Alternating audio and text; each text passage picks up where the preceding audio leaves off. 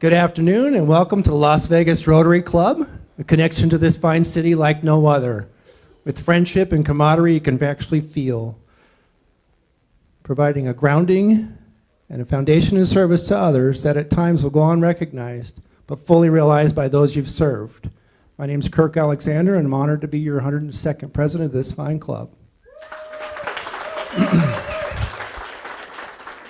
I was handed a passport of Rotary, so this has been around for a long time. There's a quote on this I want to read to you that was from 1960, and it says, "Rotary was without reality until we translate it into our lives and the lives of others. In short, you and I are Rotary."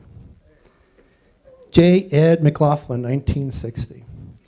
All right, I'd like to call up Michael Williams to give us inspirational leadership thought of the day and invocation.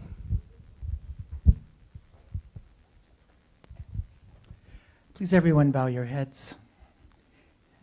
Dear Almighty Creator, we are so thankful for this day. I'm so thankful for this Rotary Club. And we also want to thank you for our lives. We were actually born on this planet, this magnificent place, and we just try to make it a better place every day, every week. Please somehow bring some relief to all the fighting and killing going on in the world. Where can you go in this world and be together with so many people from all different religions and faiths, but at a Rotary Club meeting? Amen. Amen. And one more thing, that this is my 5th time to do this in 11 years. So just repeat after me, please. This is from verbiage from over 5,000 years ago in the ancient Vedic technologies literature. Let us be together. Let us eat together. Let us be Rotarians together. Let us be radiating truth, radiating the light of life. Never shall we entertain negativity. Never shall we denounce anyone. Thank you. All right, stay here with me. Thank you, Michael. All right, so leading us in song is Sean Sennett, and he's got a few words to lead into his melodious voice. I'm not going to kill you with my voice. So, October 24th events. 2017, Fats Domino died at the age of 89. 2005, Rosa Parks died at the age of 92. A lot of death. I didn't really realize that I was doing that. 92, for our Canadian friends, the Toronto Blue Jays became the first team outside of the United States to win the World Series. Bonus points for anybody who knows the team that they beat. Phillies. Nope. Nope. The Atlanta Braves. And this is kind of a weird one. Well, it kind of sucks to a degree, but 1940, the 40-hour work week went into effect. I'm waiting for the 16-hour work week and the 40-hour weekend to happen. And finally, in 1945, the UN was established. So in true patriotic form, let's sing God Bless America. All right. God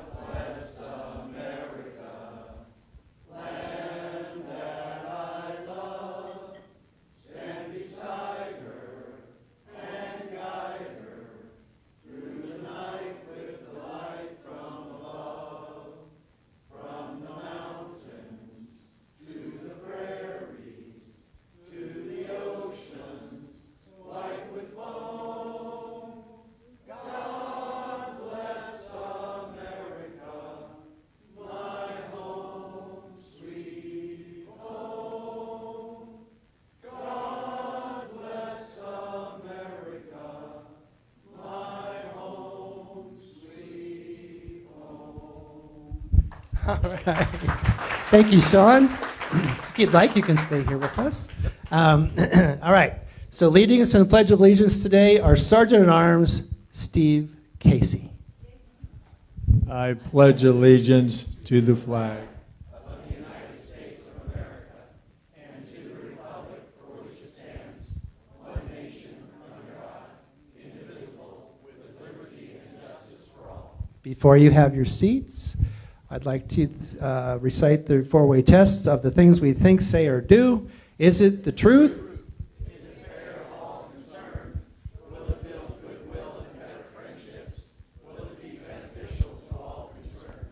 You may be seated. Michael, don't go anywhere. All right. So today's Let's Build Something Together Rotary Moment will be shared by Michael Williams. So my first Rotary moment was about 15 years ago. It was about 15 years ago. I've only been in Rotary for 11 years. And I was teaching at Spring Valley High School. I taught special ed for 38 years. And my room fund had run out of money, so I needed some money. And somebody said, there's this organization, they give away money, and they'll buy you things. And so I said, who are they? And the guy goes, the Rotary Club. I never heard of it. So I made a request for 8 cassette players, 8 cassettes. Anybody here remember cassette players? Oh, good, thank you. Because I taught my kids how to read, I would take their favorite song and then would type it out and then would read along and hear it over and over again, and that's how I taught them how to read. So that was my one Rotary moment. The other one is spread the word Nevada. We have just a small handful of people that are doing that. Please raise your hand. Tony, who else? Tina. We only have 3 people from our club. We really need more people to come and help these kids read. You don't have to be an expert in reading. You just have to have a Rotary heart. And you read with them. And you only need 30 minutes. Or if you want to go for an hour, you get to do 2 kids. And if you want to go 3 hours, I decided this year I'm going to go almost 4 hours. So I'm there for 2. What's 1 more hour? So, and I had a moment, it's our 4th week, but last week, you kind of pick your time. Or they have certain times that are available. I know there's on Tuesday. You guys go on Wednesdays, right? I go on Tuesdays. You go on Tuesdays?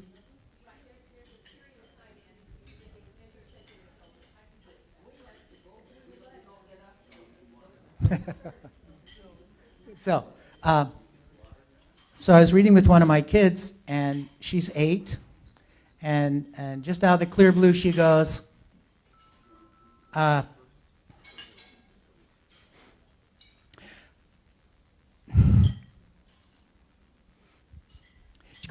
mother died of cancer last Christmas, but I'm doing fine now. So you never know. And she's doing really well in school. She loves to come to reading, and she's improving just in a few times, because reading is not just reading. When kids improve their reading, they improve their self-esteem. And if you've got good self-esteem, then you're going to probably make it in life. So that's what we're giving them as well. And there was another, my other student, it was a girl, and she goes, Mr. Mike, she goes, she says, my mom's going to be out of prison when I'm 13, but I'm fine. So you never know what comes out of their mouths. It's an at-risk school that we go to work in. And I hope you guys, we need a few more people. Thanks. All right, before you go, Michael, come here. Come here. Come here. Got to sign a brick for me right here. Okay. While he's signing the brick, I'll let everybody know exactly what we're doing with this. We are building a tree well around a tree that we've planted at Beckley Elementary School. So when you share a Rotary moment, you get to sign a brick. That brick will be in that well. Oh, you're very artistic. Look at that. Wow. Thank you, Michael. All right. I'd like to thank our meeting champions today, Bob Warner and Kathy Mayhem, for setup. Our greeters, Liz Rothwell, Patrick Bollinger. Our marketing and presentations for David Jones and Stu Lipoff for putting that together. I love the music that Stu has decided to change it to. And our guest table welcome group is Hank Wong and Bob Pizer and Nikki Junium on the raffle tickle sales. We have a closing team of Debbie Howard and Michael Williams. Recording our history is our scribe, Larry Goldstein. And Facebook is a media team that's actually streaming as we go. Capturing the moment, meeting photographer Sarah Thornton and this gentleman dressed in black with a camera. Love it. Love that. That is so cool. So at the head table, you have past president Mike Ballard, our guest speaker today, John Restrepo. Yes. And our district governor from District 5300, Mike Dreby.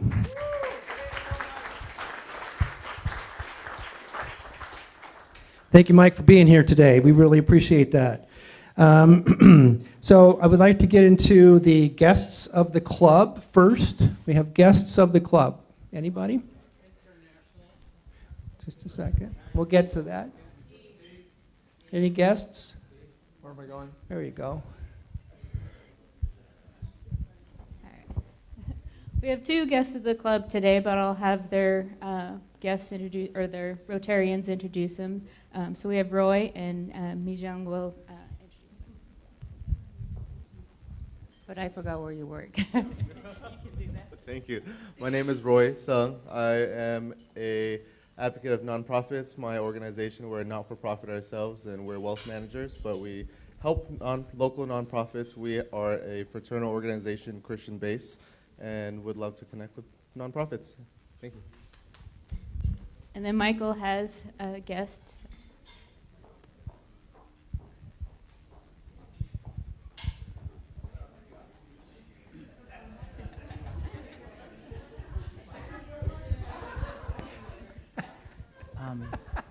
I'm so very happy today and thankful that my granddaughter is here today with me. She was born in Australia, but came to Vegas when she was quite young, and I got to help raise her.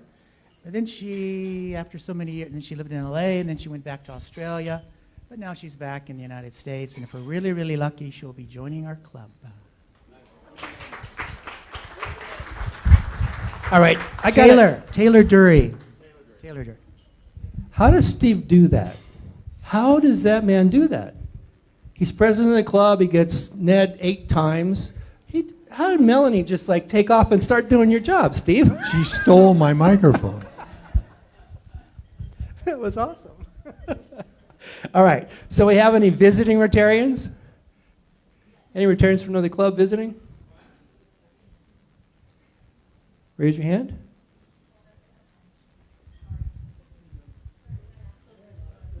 Any visiting Rotarians? We'll get to that. You can't have the microphone yet. All right, we're forcing it. All right, international guests. Boy, you're all upside down today. But that's okay, you'll learn. Anyways, with us, we have from the Philippines, and he's going to say a couple of words. Good afternoon, everyone. I am Sando Galang from the Philippines. I come from an interest group, newly chartered this year, composed of lawyers and doctors. So I'm also a lawyer, by the way. And it is a pleasure to be here in this gathering. I was very moved with how you opened the ceremony. The Philippines right now is being devastated by a monsoon. And part of it is our legal and healthcare systems are not working, hence why the group of doctors and lawyers came up with this newly formed club. And it is our aspiration that with what you've done with your Rotary clubs and here in America, we aim to achieve that level of patriotism and commitment to the community, given that it's very wanting now in the Philippines, given our state. So it's nice to meet you all, and thank you very much for the warm welcome. Welcome. Can we give a round of applause for all of our guests today, please? And now, All right. we would like for you to take the flag home from Las Vegas Rotary Club. Here's the guy that's going to take a picture. Very good. And then, of course, we have a gentleman from Japan. He is back and forth between Las Vegas and Tokyo. Hi, my name is Taki Shida. I'm a member of Rotary in Tokyo, Japan. I was born in Japan and came here in 1972, and I really like this country, so I decided to stay here. So I live here. I have to take over my family business about 15 years ago, so I went to Japan and spent about 10 years, and my son is taking over the business, so I live here most of the times. So, thank you. Very good. Very good. All right. And we'd like for you to take home our flag. The guy over there is going to take a picture. Domo arigato. All right. So it takes care of all the categories. And now if there are any other guests that we can have Steve actually take the microphone to. Carolyn Sparks has her hand up.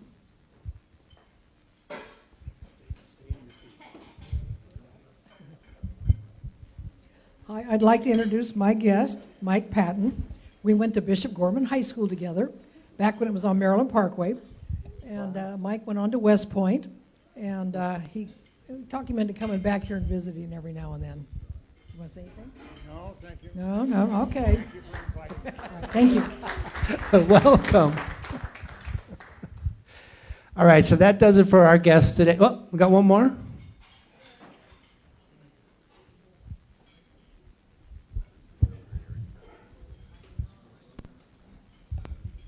Hello, everyone. Today, my guest is my mom, Patty Day. She has a rare day off from school, so she decided to come and have lunch with me. So, Very nice. Welcome. Any more hands in the room? Going up. Last chance. All right, let's move on. And welcome to all of our guests today. All right, so we have a few announcements to make. I would like to have maybe Gwen Hall or Kathy Mahan talk a little bit about the last-ditch effort to put some candy together for our kids. Stu Lipoff has an announcement. Bob Pizer is going to give you a heads up on this afternoon. Jim Cole for Santa Claus, and Liz Rothwell, Janice Lenke for holiday party. Rosalie Hedrick, new member orientation. Either Melanie or John, I believe Melanie's here to do that. Cigar Social, Jim Hunt. Any updates or last minute changes to Saturday night's party? And if Tony would talk to us a little bit about Mad City Money, I really kind of like that. There's an opportunity today and another one coming up. One Drop, I think that we watched the video for that, so we're not going to do anything further with that this time. And the UNLV game, that's Greg McGuire. And if everybody and anybody can possibly think of making a donation to the food drive, just to make sure that we land on our feet with Kiwanis that's going to be here in a few weeks. I guess I will lead off. Thank you, everybody, for donating to the Halloween candy drive for the schools. And in the words of one of the kids from Long School, thank you so much, Rotary, because we really love the candy. Thank you, Kathy. Bob Pizer for Don Holland. Today's the day at Wetzel Awards, so if you'll meet us on the East Craig Road and Las Vegas Boulevard at 2:30. We will have the bus that will take us in to honor the 4 or 5 Nellis enlisted personnel for this quarter, so please come and join us. Thanks, Bob. Hello, everyone. Next Tuesday is our corporate tour, so we are full, and we're excited to go and visit the Las Vegas Valley Water District, cleaning facility for the water, so glad everyone signed up. Thank you. Appreciate the support to our foundation. And I'm Rosalie Hedrick from the Las Vegas Rotary Foundation, and I serve as a treasurer. Thank you. I'll go next. I've got multiple announcements. First, I'll do 25 Club. So I'm Liz Rothwell. I'm secretary of 25 Club at the moment. Oh, sorry. You're like, you didn't want to see that. Sure you weren't doing the new member orientation. No. Okay, broad. There we go. 25 Club. Canned Food Drive. We're in the middle of Canned Food Drive. Our member, Tom Thomas, has so graciously agreed to match $5,000 again this year for if we make 5. So let's thank Tom for that generosity. Stu has been so gracious as to create the coin cans for the table and the QR codes. You can donate your change this week and use your phone if you'd like to donate more. Also, the QR code is available on the Facebook page, so you can push that to your friends and relatives. Our November meeting is actually going to be an orientation meeting, so Melanie will tell you more about that. And, oh, no, those were private jokes. Okay, next. The holiday party is December 5th from 6 to 10 at the JW Marriott. It'll be a brand new renovated room. We've got a number of really great auction items this year for the silent auction, including custom-made glass, food tours, a pink Jeep tours, framed art from our own Mr. Casey. And we've gotten a student orchestra that's going to play for us this year. So as the Green Book comes around, please put in your name. You can invite your friends, sign up, and we hope to see you there. So yes, the new member orientation is November 7th at 6 p.m. It's going to be at Narig's house. The address is in the Green Book, and that's where you would sign up as well. If you're a new member and you haven't been to an orientation yet, please come. Leah, a few others in the room. I don't think you've been to an orientation, so hopefully you guys can make it. And let us know, because we need to provide the food and all the stuff for the new member orientation. But anybody is welcome, so if you want to come, then please come and share your knowledge about Rotary with the new members. Great, thank you. Oh, okay. Mad City Money. It was an event that is a financial literacy event that a number of us got involved in last year over at Clark High School. We have the opportunity again to do that. There is one today, obviously it's a little late. It was in the weekly email, and the next one that is up will be in November, on November 13th in the evening, and it's going to be a unique one where it's going to have both the students and their parents. It's an opportunity where we play a role in some fashion, whether you're a car salesperson or a utility and housing person, and the students are given profiles. They work off of an app, and they go around to these different things with their bio. They know they're either married or single, they have 1 or 2 children or no children, what their income is, and they learn about budgeting. Our job is to upsell them. Susan Ziabro has done it with me before, and if they upsell and they are over budget, they are sent over to the actual credit union, where they're real credit union people. I am told it is similar to the BizTown, thank you, that Junior Achievement does, except that this is at different schools, and the purpose this time, incorporating the parents, is for the parents to watch what their kids do. They don't participate in the purchasing or the decision making. So if you want, it will come out again in the weekly email, and you can sign up. All you do is you click on the link, and there you go. So join us next month. All right, well done. Greg McGuire, Las Vegas Rotary. Good afternoon, everybody. I'm going to stay away from Melanie so that she doesn't grab the mic. So I had no idea that there was a Rotary focused on doctors and lawyers. So I am thinking of starting one focused on criminals and patients. And you need to come to the November 16th football game at UNLV Allegiant Stadium at 7:30, Rotary, and we're going to have a lot of information about that opportunity. So it's November 16th. We're going to have to buy the tickets probably next week after the meeting.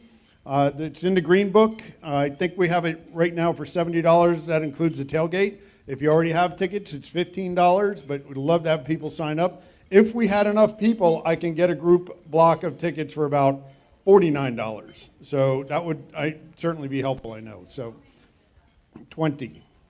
So sign up your friends, and if we got 20, then I'll get those tickets a little bit cheaper. All right, thank you. President Kirk, my fellow Rotarians and guests, Jim Cole here. I want to talk to you about Santa Claus. November 30th, we're going to do the backpack stuffing. It's going to be at the Area Council facility on Paradise Road. Thank you, Todd and Patrick, for providing the facility. We're stuffing 400 backpacks with books and dental kits and popcorn, I think, and we also need to blow up 400 balls for the kids because they're going to get that at the end of Santa Claus as well. So keep that in mind. It's November 30th at 9 o'clock a.m. I'm sure by then you'll be sick of your in-laws, and so you need a good excuse to get away, so this is a good thing for you. And also, Santa Claus is coming on December 5th, and it starts at 7 o'clock if you're a shopper, or 9 o'clock if you're going to help at the Boy Scouts facility with the field day with the UNLV Athletics. I encourage all of you to sign up and either shop or field day, or you can come over to the field day after you're done shopping as well. So thank you for your support. Oh, and one final thing. October 31 is the last day for to get the match from the Ingolstadt Foundation, which President Ginger, past President Ginger got for us, and they'll match anything that we give dollar for dollar up to $25,000. So if you haven't given anything yet, please sign up so that we can get that matching money. Thanks. Wow, tough act to follow. I'm Stuart Lipoff, and I don't know that I need to remind everyone, but at the bottom of every wheel, it says that our mission is to teach the youth to succeed through literacy, education, life skills development. And consistent with that, our club has adopted 6 elementary schools to which we provide support and services. One of the schools, Hollingsworth Elementary, has asked us to see if we can invite 1 to 3 club members to the Career Day Fair at the school. This is November 1st from 9 in the morning to 11:30 a.m. The November 1st event would start at 9:15. Presenters set up a station around 8:55 in a multi-purpose room. Each grade in the school would have about 20 minutes to stop at each of the stations for 3 or 5 minutes, and each of the presenters would describe what their career is, and the students would be directed to route between the stations. The presenters can spend their time talking about their occupation and answering questions. They can bring whatever visuals they want, including posters, handouts. The students, of course, are fairly young. They're pre-K to 5th grade, so it should be suitable. We have a very diverse group of occupations in our club, and it would be really great if we could have a few people end up showing up for that. I have a hard copy handout here that I will give to anybody that has more details. It also has the phone number and the email contact for the counselor at the school, and you should make arrangements with them directly. But please see me at any time during the meeting today. I'll give you a copy of one of these papers if you're interested in showing up. I hope we can provide a few people there. Thanks, Stu. Good afternoon, fellow Rotarians and guests. Past President Jim Hunt here to talk to you a little bit about our party we're having in just 2 days. This is the 30th Cigar Fellowship in association with our Halloween party, which is costume optional, but at the buzzer I'm hearing around the room today is there going to be a lot of great fun costumes, so think about that if you'd like to join us in that effort. We're going to have potluck, and we're going to have a keg of beer. Mr. Krob is providing a keg of beer and some soft drinks, so unless you have some special drink you want to bring for yourself, that's fine, but we'll have that. I want to thank everybody that have donated raffle prizes. We have 2 more today, one from Stu Lipoff with some jams, beautiful, and a nice crock of sake from Susan Ziobro. My Vanna White is demonstrating the jelly, the jams. There you go. Trust me, they're in there. Beautiful. No, we have a lot of great prizes. We have Lowry bucks for the costumes. We have Lowry bucks for the raffle. We've got a great hand-blown glass piece done by Domsky Glass through Janice Lenke. Golf balls from Tony Kern and Jerry. Let's see, Brian gave us a really cool magazine that I showed you guys that holds cigars. So a lot of great prizes we'll have. If you haven't signed up, sign up though, please, because we're going to need to get an email to you with the gate code for Saturday at 6 p.m. Looking forward to it. It's going to be a beautiful night. The weather's awesome. Thanks. All right. A couple of other things. TLC's coming up. You got about 10 days left to get any family members on an application to attend camp. Please contact David Jones. He's also recruiting from one of our middle schools, Cashman, for students to attend leadership camp. So ahead of that, we'd like to review applications from our members. All right, so we talked a little bit about the food drive. Food drive is going to end. The contest will come to a close, and the winner will be announced on the 27th of November. 27th of November. On that day, we are going to meet here with Kiwanis. We are the host club. But here's the cool thing. The governor of the state of Nevada will be our speaker. So keep that in mind. Deadline for the food drive is 27th of November. And knowing that Tom has put up 5K to match, we should be able to get 5K put together. All right, with that, I would like to, this is going to be kind of fun. I'd like to bring up Mike Dreby, the district governor of 5300, and he's got a few things he'd like to present for us today.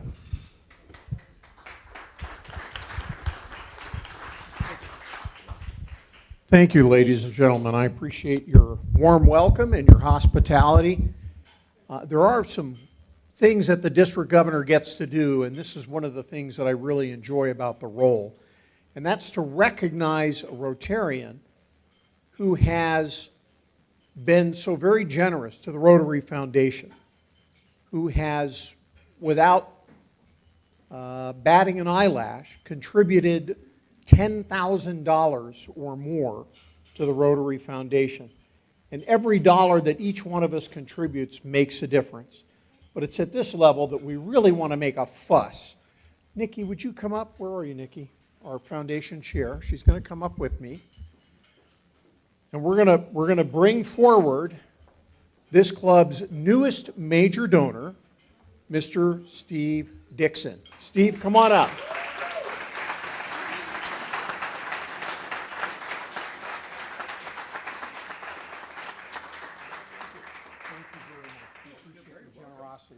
I think there's a photo op there.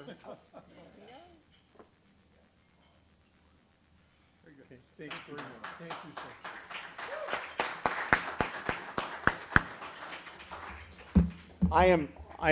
I'm told I have just a couple of minutes, and it's always dangerous when you give a past president the microphone. But anyway, you all know that already. It's interesting today, however, that this is World Polio Day. And this club has been recognized by Rotary International in appreciation of its financial support of End Polio Now, Countdown to History campaign. Together we'll fulfill our promise to the children of the world and eradicate polio. And I grabbed this certificate off my desk, ready to present it to you, only to find out it's made out to the Rotary Club of Duarte. So my apologies. Nevertheless, I wanted to make sure that you guys knew that you'd been recognized by Rotary International and the Rotary Foundation. And Kirk, I'll make sure you get the right certificate. I just want to take just a quick moment. You know, I would love for you guys to think a little bit about this club. Founded in 1923. The things that you've done in that time, like a pebble in a pond, you have no idea where the ripples have gone. It's just remarkable. And if you think about what you're doing today, in addition to all that's happened in the last 102 years, community grants, canned food drive, opportunity village, highway cleanup, 470 children served at Santa Claus last year, the SOAR ceremony, which I took part in, which was amazing, support of the USO, the Wetzel Award, the Centennial Medallion Awards, RILA, TLC, Interact. All of these are gifts that you've given to the community. And I would submit that as Rotarians, you've probably also received some gifts as well. When are we the happiest? Think about it. There's a wonderful old Chinese proverb that says, eat a good meal, you're happy for an hour. Get a new suit of clothes, you're happy for a day. Get a new home, you're happy for a month. Come into great wealth, and you're happy for a year. Devote yourself to helping others, and you're happy for a lifetime. And that's the joy of service that we as Rotarians have. But we don't do that by ourselves, do we? We do it with our friends, people we care about, people we even love. And that's the joy of fellowship. And of course, none of us, whether we're seasoned Rotarians or relatively new ones, probably had any sense for what we could accomplish once we joined this club and once we joined this movement. We accomplish a heck of a lot in service to others. And that's the joy of personal development that allows us to become better human beings and better leaders. So never lose sight of what you do to serve others, of the gifts that you've given, but also of the gifts you've received. And I would encourage you to continue to share those, not only with those you serve, but with the folks in your community who have never experienced the joy of service, of fellowship, and of personal development that we offer.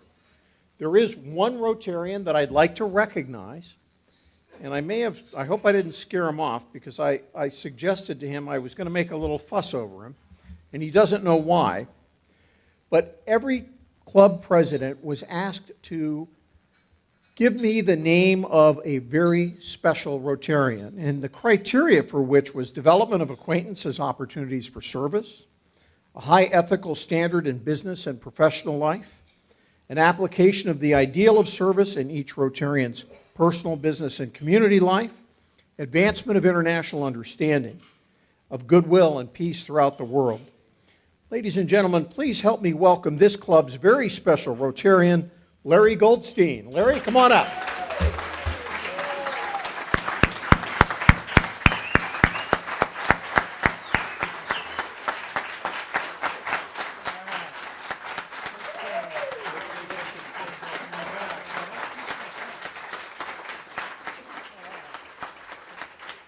I got to get over here by the microphone so you can hear me. Come on over here, Larry. I'm going to give Larry a pin. It's the Magic of Rotary pin, and it is going to be a collector's item because this is the current president of Rotary International's theme, and Rotary International presidential themes are going away, and this may be one of the last of them. And then also a pin I hope you'll wear with pride, Larry, and that's the Rotary logo pin as well. Thank you very much. Thank you so much, Larry. Thank you all for your time, your warm welcome, and I hope to see you on April 12th at the happiest place on earth, the Magic Kingdom, where we're going to celebrate the magic of Rotary. See you in Disneyland.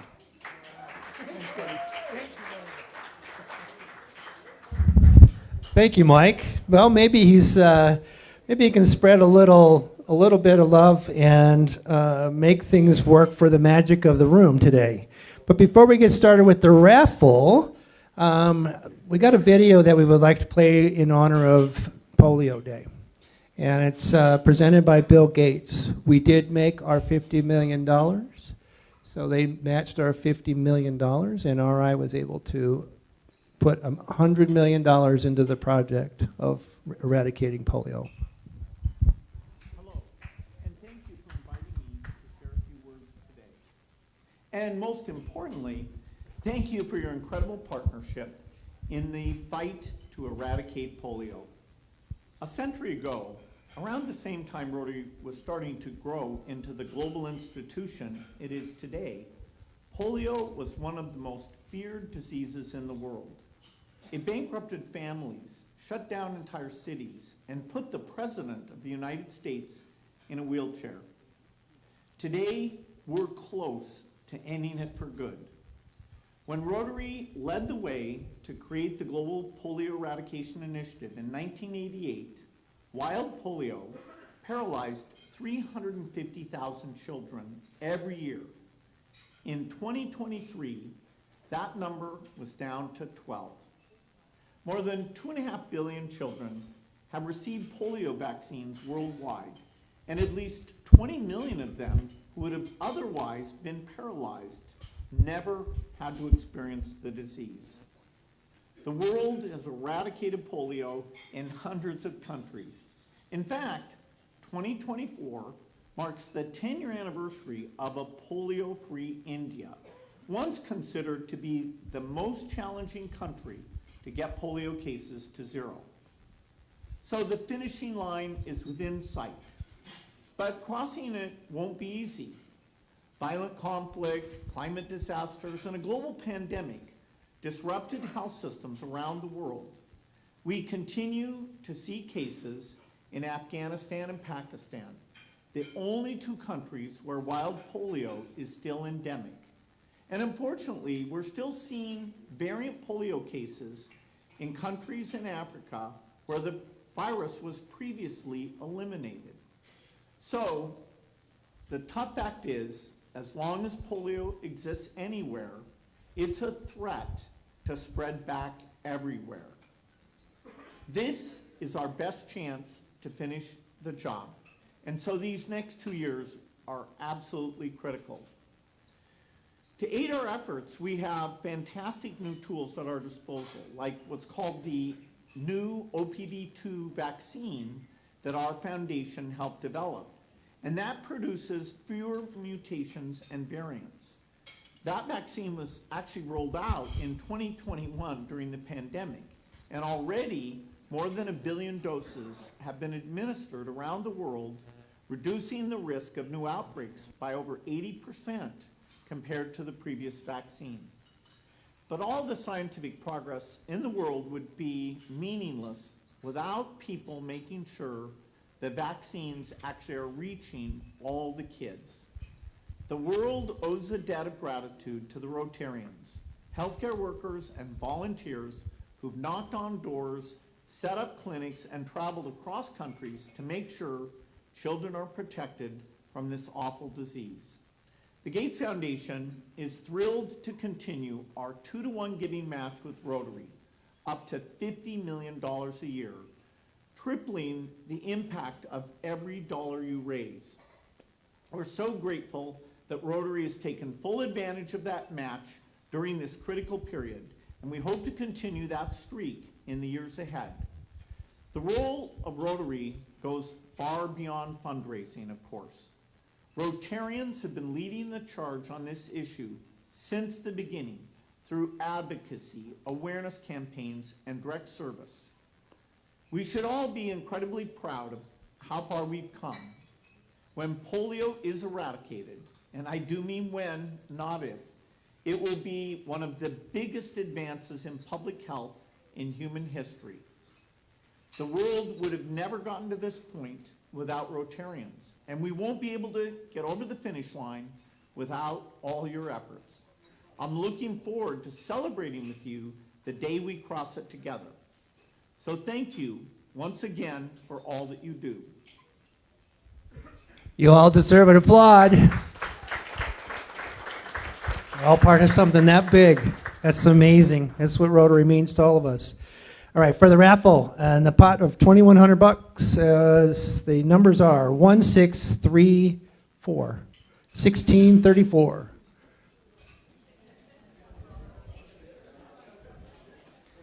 One, 634, Kathy Mega.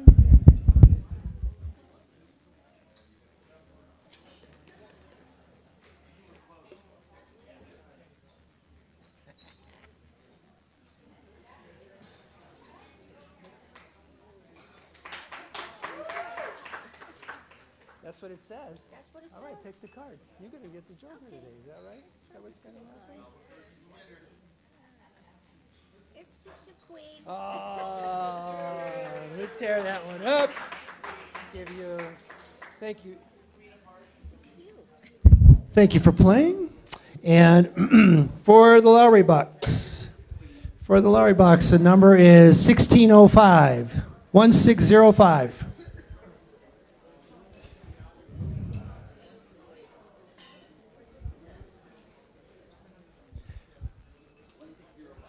$16.05.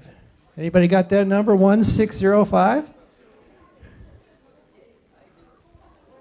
Oh, it's at the table and they're sitting next to each other. Oh my goodness.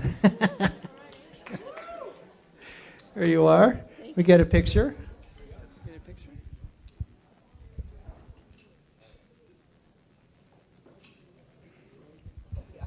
Something I have to say. Yes, you do. I know. I do have something to say. I don't know if all of you have seen this, but as long as it's Polio Day,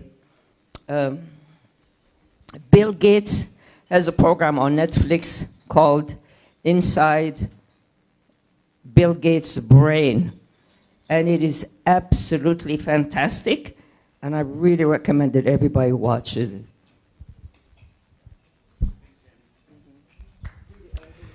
Thank you, Annie. All right, so with that, we're going to bring up Mike Ballard. He's going to introduce our speaker today, and we'll have the closing at the end of that, right? Yeah. Oh, good. So I'm pleased to introduce John Restrepo. His bio is in the programs. I've known John, I think, since the month he came to town years ago.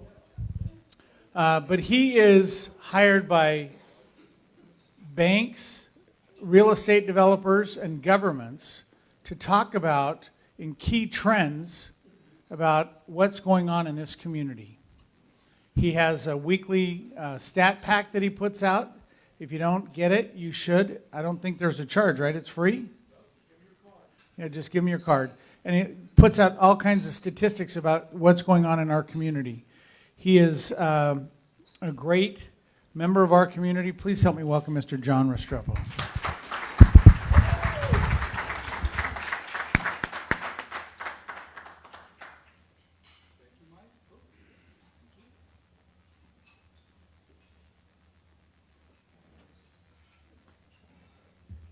All right. If I get this much attention from you guys, you're going to make me feel as important as Bill Gates before I leave. Anyway, what I would like to do today, I'm going to go over this really quickly. It's a presentation. There's been a, oh, hold it up. Okay, because I'm going to be moving around. All right. Okay, can you hear me? So we have a number of slides here. I'm going to go through them kind of quickly because I don't want you, to get an upset stomach after I go through some of these numbers. But the slideshow is available to you. I think I gave it to Mike. Mike can circulate it to you guys a PDF. So we're going to try and touch on the national economy real briefly, kind of then drill down to the Las Vegas economy and its different components, its real estate markets and things like that. And we'll get a kind of hopefully give you guys a decent picture of where we're heading over the next year or two. One of the main things I want to mention to you right up front, you may not listen to some of my numbers I'll throw out. I'll try and limit the numbers. Just look at the trend lines in the charts. If you're on the right-hand side of the chart, obviously, if it's doing like this, it's generally a good sign. If it's doing like this, not a good sign. You can kind of almost look over that period over the next couple of years and see where we're heading. So that's how complicated economics is. We pride ourselves in knowing third grade math in our firm. Anyway, here we go. One of the things that's made us so successful as a firm, this is our company motto, is when we give a number, we don't give you guys a date. And when we give you guys a date, we don't give you guys a number, so we're always right. We've never had a bad forecast. Never. We've always been perfect in our forecast. Anyway, we're going to go over the U.S. economy real quick. As I mentioned, Nevada, Southern Nevada, the land, and then some final thoughts. And when I say final thoughts, not just our thoughts, but what we're hearing in the community, the business community, and all these different groups we speak to, as well as our clients. Here's a weird set of statistics we're starting to look at. We hadn't looked at before. The only reason we thought about it is the Fed is starting to look at these two indicators closely together. One is GDP, which everyone knows about, gross domestic product, and the other one is GDI, gross domestic income. You can basically look at them as the GDP is spending and the GDI is revenue. They usually track pretty close, but they're starting to see some separation between the two. And the more separated they get, where GDP is growing and maybe GDI is not growing as well, that means we maybe have seen a slowdown in the economy. The Feds looked at this trend, and that's why they lowered interest rates. They were concerned of a weakening in the overall economy. And remember the Fed's two goals. They only have two, despite all the conspiracy theories about the Fed. They have two goals. One, keep inflation within a trend rate of about 2% a year, 2 to 3% a year, and low unemployment. The maximum, they can get the unemployment rate down. So that's their mission. That's their mission. So here's what we looked at as part of this process in the trends of pricing. We broke these down for you real quick. Over the last 3 years, gas is down, up 8%, food 18%, all items 15%. The core price of inflation when you take out fuel and and food, which is kind of volatile. Let's say the core is 15%, and then average weekly earnings are only grown by 13%. So wages are falling behind the cost of living, essentially, at this point. What caused this to happen? There's a lot of reasons for it, but the primary reason for it was all the government spending generated because of the pandemic relief funds. The infrastructure plan, President Trump's tax cuts that contributed to some of this as well as all the money spent on the pandemic. The money given out to small businesses, the money given out to large businesses. We just had a flood of liquidity into the system, and it caused prices to go through the roof. And it's starting to trend down again. So look what happened this is right at the peak of I can do this. Is this my pointer? Yeah, red one. There we go. Can you guys see it? There you go. That's the pandemic, right? The peak of the pandemic.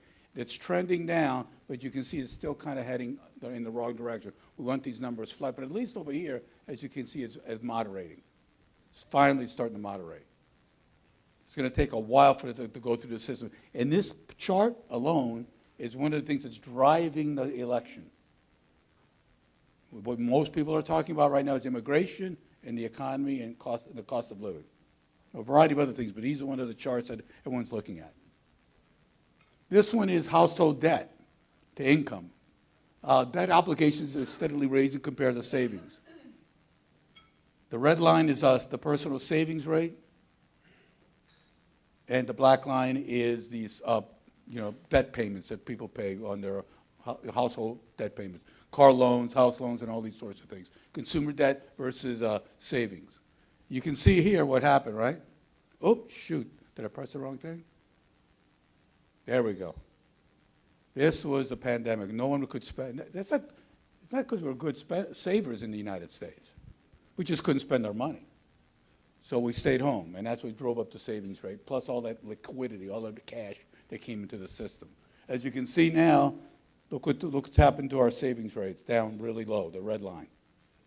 We just do not like to save. Not like other countries. We like to spend. We're a very consumer-driven economy, which is good and bad, right? It's good if you're spending within your means, not necessarily good, like my kids who like to spend on debt, because apparently don't understand that they have to pay the debt back for some reason. But anyway, I digress. I'm not going to beat up my kids too much today. That's where we're heading right now in terms of some of the concerns that the Fed and some of the economists are seeing is this situation right here.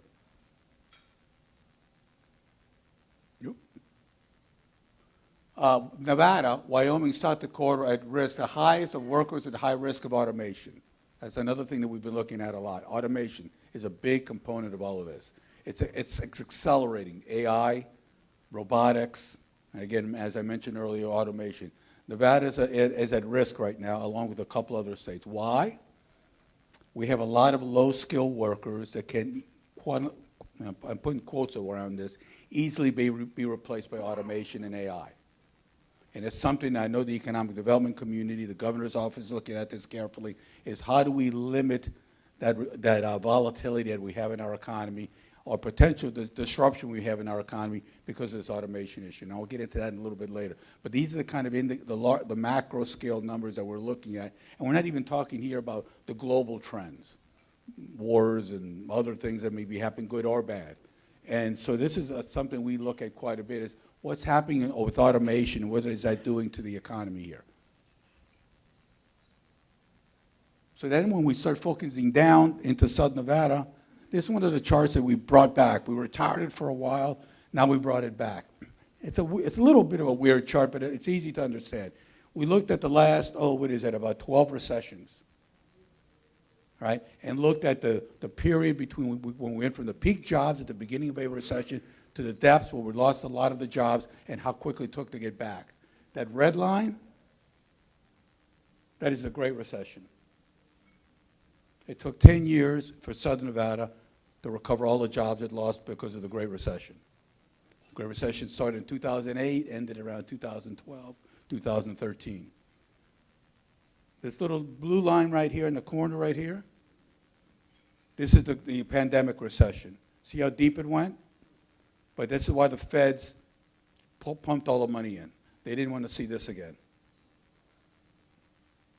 So they pumped money into this. This is the U.S. one as well. The U.S. is right here. This is the pandemic. So in order to avoid this, they pumped trillions of dollars of liquidity into the system. It worked. We don't have this, but now we have all these deficit issues we're dealing with right now. But they were too afraid politically, economically, culturally, socially to let this happen again. It's never happened before. Look at all the previous recessions. We never saw something as bad. Even the Great Depression wasn't quite as bad as this. That's what they were trying to avoid. Here's jobs, the unemployment rate. And this is jobs and year-over-year change. The job market is doing pretty healthy. The red line is the year-over-year change. This is obviously the pandemic. Now everything's growing at a decent rate, and this is what the job market is doing. And so it's trending at a good amount. We're at about a 2% growth rate in jobs. It's not bad. If you get to 2 to 3%, that's steady on an ongoing basis in terms of this kind of growth, we're in good shape. Here's the other one we like to look at. People say, are we diversifying our economy? It depends on how you define that, right? We always look at a couple of things. These are jobs by industry. The green one is leisure hospitality. As you can see, it's dropping. We're more diversified today than we were in 2004, but not dramatically different, right? That green bar is still the main. We'd like to see these down here, manufacturing and professional services and healthcare grow a little bit more. But they've stayed relatively steady, the distribution of jobs by industry. So we're getting better in terms of our diversification, but not where we want to be. And let me kind of clarify something here that I keep forgetting. There's a difference between diversification, economic, I'm going to get really nerdy on you for right now. There's something like here on the Bloomberg channel. Diversification, economic development are not necessarily the same thing. How many of you folks have been here, let's say, 15 years or longer? Okay. So you'll remember how happy we were as a community when we were getting call centers, because we were diversifying the economy. And what we did was produce a lot of low-wage jobs in call centers that somewhat replaced the low-wage jobs in the resort industry. Once it got cheaper to run call centers in foreign countries, whether it's India or Asia or the Philippines is a big one, all those jobs went away. We diversified, but we did not develop. Economic development speaks more to the quality of economic growth and the quality of economic change, the quality of resilience, of economic resilience. That's what we focus on in our company and what we advise our clients, whether they're our private sector clients or our public sector clients, and that is, what do you guys do? And we have strategy sessions with them to help move our economy to be more resilient, to be more developed. Not more necessarily more diversified, but more developed. So that's what we try to do when we see these numbers like here. Here's another one we look at. This is a critical one. These are wages, average weekly wage in the Las Vegas MSA. We always do one thing that a lot of people don't like, that economists do, particularly politicians, is when we adjust things for inflation. These are wages here that are not adjusted for inflation. That's what people are actually getting paid today, which is what is that over there? Yeah, $1,029 a week. Right? Looks good until you adjust it for inflation. That's the purchasing power of that dollar. We're back at levels of purchasing power back to around 2014, maybe let's say about 2015. That's the combination, the cost of living question. Housing costs come into play here as well. So there's a wage differential between what we call nominal and real wages, real being inflation adjusted. Nominal means what people are getting in their paychecks. It's a big difference, and that's what's got. This is also part of this discussion in the elections right now.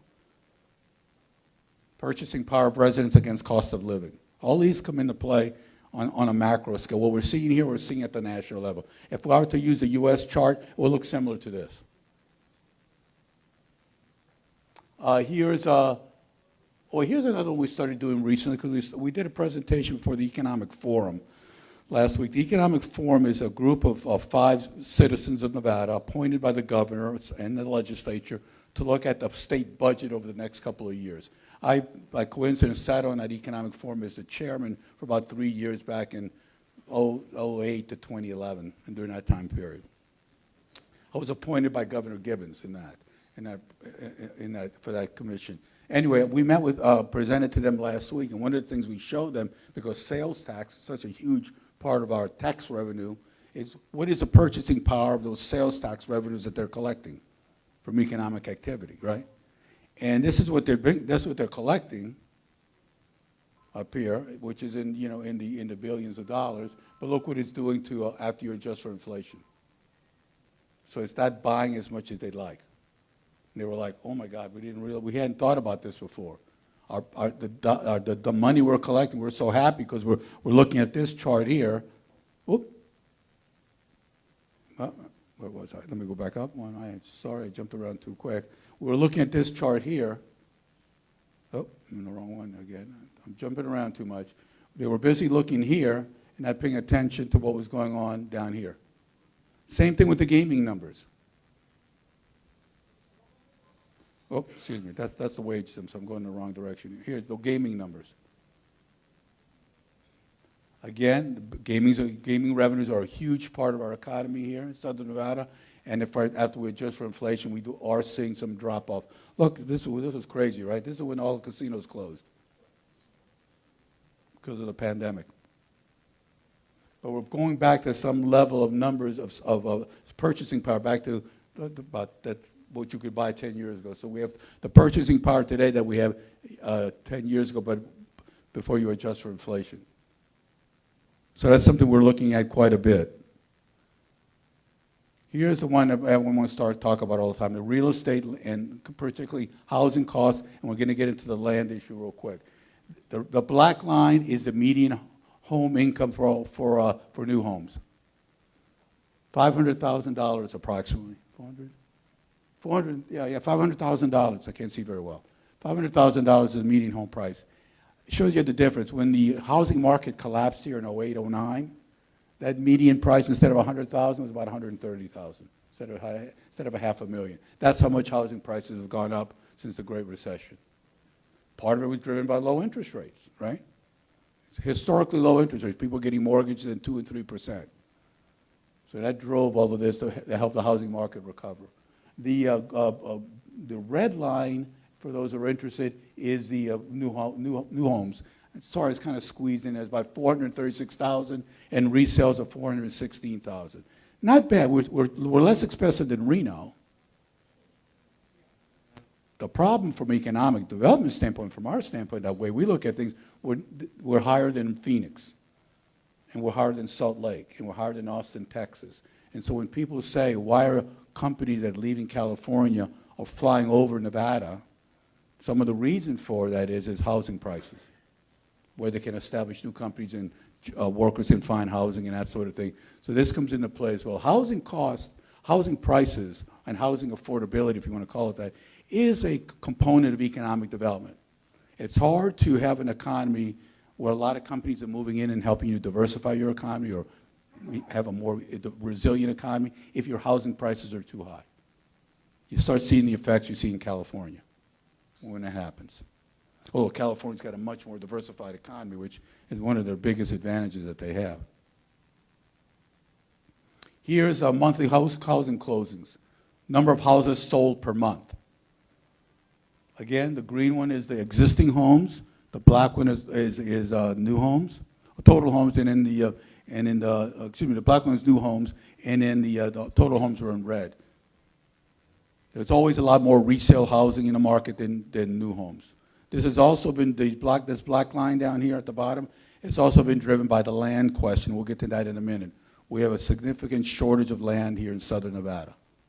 That a lot of folks that are not from the West fly into town and they see all this vacant land all around us. And they go, what are you talking about? Look, all this land. And we have to explain to them that 80 to 90% of Clark County is controlled by the federal government. It could be the Department of Defense, it could be the Bureau of Land Management, it could be Area 51 where they keep the aliens, whatever it may be. We don't have control of our destiny because we have much control of our land. You don't see this back on the East Coast or in the Midwest. This is kind of a unique Western thing. We'll get to that and to show you some of the specifics of that in a minute. This is rents. Oh, no, this is the housing. I'm sorry. This is the new housing index that Wells Fargo is doing with the National Association of Home Builders. This shows represents the share of a typical family income needed to make a mortgage payment. The black line is the U.S. and the red line is Nevada. The recommended share of what a mortgage should be of your income is 35%. 36%. It's 47% in Las Vegas. And it's a lot less in the U.S. on average. So the housing affordability, again, another housing affordability issue we're dealing with. Again, land-driven, to a certain extent construction-driven. Our supply chains have largely recovered after the pandemic because a lot of our products that go into housing are made in China. Now, let me kind of bring something into that context. And that is, I'm not trying to be political here, I'm just speaking as an economist. What are the two candidates? Both candidates have tariffs. President Trump wants to issue a 20% tariff on all imported goods. Now, Mr. Trump says a lot of things. We can all agree to that. Sometimes he follows through, sometimes he doesn't. A 20% tax will not be paid by the Chinese. Like he says, the 20% tax will be paid by importers of Chinese products, a lot of it going into housing and clothes and cars, whatever the products we're buying, and those costs get pushed down to the consumer.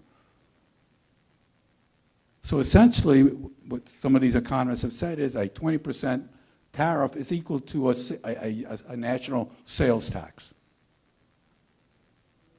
On the flip side of that, the Democrats have their own tariffs. They continued President Trump's tariffs that he put in place last time around.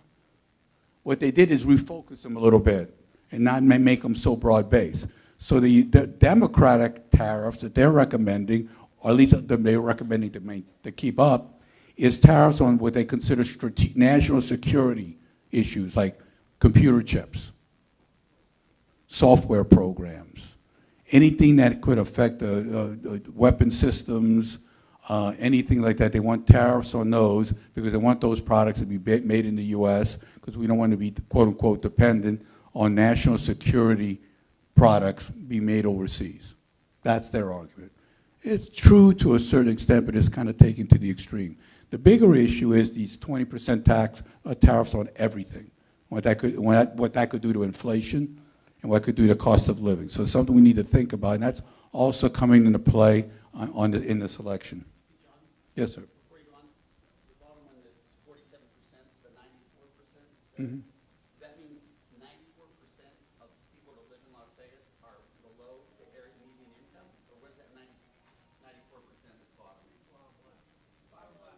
Yeah, I see it. That means that 94% of those people, how can I explain? It's a little complicated. Yeah, what I'll do, Dave, we're going to put a little explanatory note on this when we send this thing out to Mike. Before we send that out, that's a good question. I'm trying to recall what we were doing there. That's when my team starts putting numbers that don't make sense to me. But anyway, and that's what happens when I don't look at things as closely as I should. Here we go, real quickly. Mortgage rates. That's one of the drivers, right? That's what the Fed's been dealing with. They're lowering mortgage rates here on the end.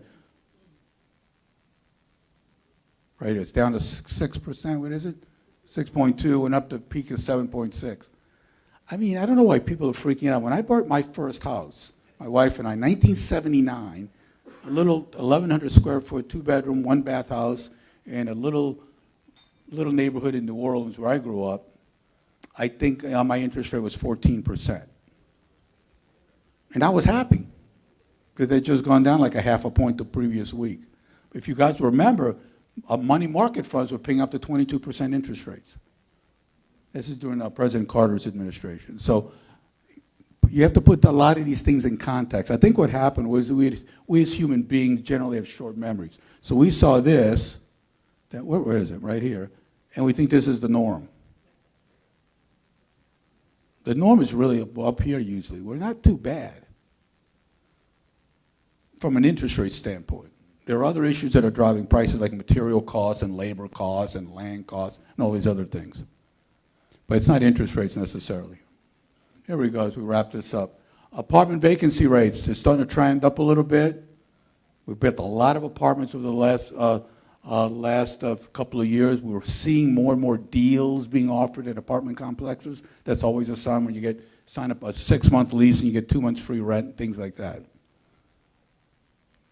Here is apartment rents again, trending down a little bit. I won't get into detail. You guys can look at this on at your leisure. Here's another thing on rents by size of units, a little bit too detailed. I won't say too much. These are by the sub-areas of the valley. We got Henderson, North Las Vegas. Enterprise is essentially unincorporated Clark County. That's where the rents are. Oh. Here's another one, the rent volatility index. I won't get into that. We got way too much on the rent side. Office and industrial. Industrial is a real indicator to us of economic diversification. That's where we have a lot of industrial users that come in this town, a lot from California, a lot from other places. And so we always look at that dark line pretty carefully right here, what's going on here in terms of this. The office market's been weak for years. It's going to continue to be weak. Hughes Center, for example, where we are right now, where our office was there for 20 years, it's probably 50% vacant right now. Virtually unheard of 10 years ago. It was the premier office building in town. A lot of this also has to do with remote work as well. Here's some more rents numbers. Here's the one everyone wants to look at. We did a number of studies. I'm almost finished, I promise. We had a number of studies we did over the last couple of years on the state of the vacant land market in southern Nevada. Is there enough land? Is there the right amount of land? Where's the land located? Why are we losing some companies? We started hearing these things from the business community and from our clients in the development sector, commercial developers and brokers who say to us in meetings, you know, we were trying to attract a company from California here in town that we got here, and our land costs are so high they decided to go to Phoenix instead. So what we see here in these little blue dots, that's the remaining land parcels that are available in Las Vegas Valley. And I have to stipulate something. These are parcels that are 20 acres or more and that are relatively flat, or we say have a flat slope, no more than 7%. So anything like this is problematic for large-scale industrial development, for example. So it's what we call employment land uses. So we did a filtering system, how we got here. As you can see here, we ranked all these parcels we found. 16,000 acres are left. Only 0 of what we call the best land.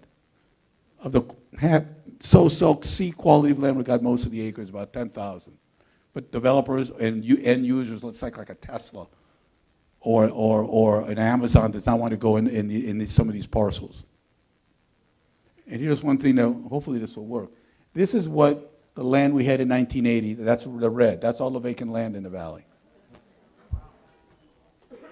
That's the chart you wanted to see, right? The next one is when it moves? Yeah. Watch this. The red is what we had in 1980, and the white is in 2024. And a lot of these parcels are not particularly usable, or they got political issues with them. There's all kinds of challenges. So that's what we're seeing right now in terms of our land situation, and why Senator Cortez Masto has a lands bill in Congress, and why there's a growing consensus in the business community. We need to figure this out because we can't grow without land. The water issue we can solve. The land issue gets a little more complicated. And finally, these are some real quick final thoughts. I won't take too much of your time. This is what we're hearing from people when we ask them at meetings and in presentations. What keeps you up at night? They generally are around these 6 items, right? Land supplies, I mentioned earlier, wages and income, skills of the workforce, Is another one. Do we have the proper skill? Is our workforce educated enough to deal with this new world we're dealing with technology and artificial intelligence and those sorts of things? How well are we prepared to deal with that? Should we even care about diversifying our economy or be more economic developed? Or should we just say, listen, we're a tourist economy. We are who we are. We'll try and grow more sports and things like that, but let's quit trying to be, quit trying to be Austin, Texas, or the Bay Area or Silicon Valley. There's an argument to be made there by some that say, listen, who we are. We're a tourist and sports destination. Let's keep it that. What's going to happen with AI and robotics overall, not only on low-skilled workers, but mid-skilled workers? And finally, what do we need to do to improve our attraction to companies to come here? Now, if land's an issue and workforce is an issue, what can we do maybe that we can control a little bit better? And maybe we should be looking at our regulatory structure. Do we have too many regulations at the state and local level, building codes, licensing restrictions, on all these sorts of things? And believe it or not, while Nevada is one of the lowest tax states in the country, which is a good thing, according to a lot of the research, we're at the bottom end in terms of cost of doing business because of regulations. Something we don't talk about too much. And it's an issue. It's not a political issue. It is an issue of what we're doing. Anyway, that's kind of it. I'm getting the bum's rush. Yes. Call us if you guys want samples of our reports. Thank you, John. You stick around for some questions? Yeah. All right. But we have something that's going to complicate that a little bit. Immediately following this meeting right now, we're going to take a picture of everybody that's dressed in red and everybody that's here today and get a gang picture out on the front of the building, okay? So everybody meet outside. That's why the photographer was here today. He also covered the meeting for us, which was great. But he's going to take a picture of everybody that's here today, okay? Right now. No, it's okay. I'm going to. I'm trying. So.